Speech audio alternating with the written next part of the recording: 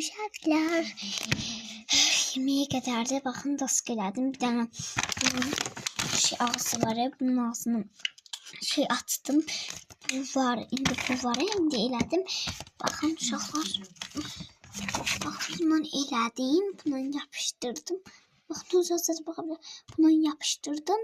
Özü də baxa bilərsiniz. Baxın, bundan yapışdırdım. Sonra da belə elədim. Dask kimi yazılır uşaqlar. Baxın.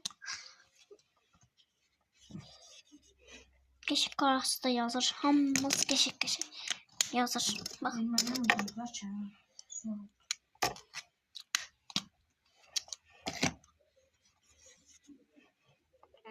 Keşik yazılmış. Maçım çok pisdir diye. Keşik yazılmış. Siz neçə yaşındasınız? Yorumlara yazın. Ben 3-cü sinifə getmədim. 1-ci sinifdə oxuyuram. Heç nə.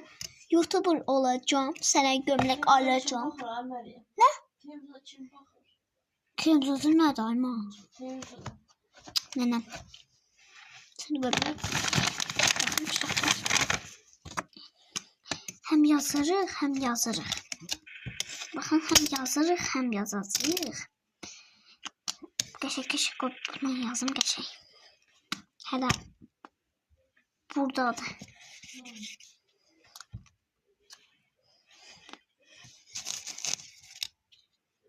Gözüm uşaqdan.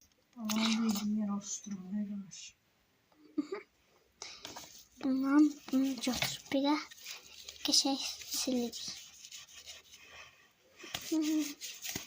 Qəşək vardı. Biraz qaldı, onu da işlətməyəcəm. Və işlətəcəm. Qapqara vardı, amma mən telefon karbonla etdim. Bye. Hələ var. İndi sizə 5 qalarını göstərdim. Görsəmdim. Bu boşqan, bu bambaxtı qardaşımın mütləq olmalıdır. Bu da balaca, bu da eşək kərəmi də.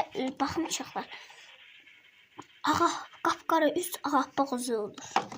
Düz deyirlər həm də. Benim otağım. Qardaşımla mənim otağım. Burada məktəbdəydik. Baxın. Deyim, mən də buradayım. Bu qız mənim ağzımı belə əhirdi burada. Bu qız mənim ağzımı əyirdi. Deməli videoda şəkildə belə göstərirdi, amma belə baxın mənə belə eləyirdi. Deməli. Bye. Qutardı. Səni gömrək alacağım. Bye. O mahnı var.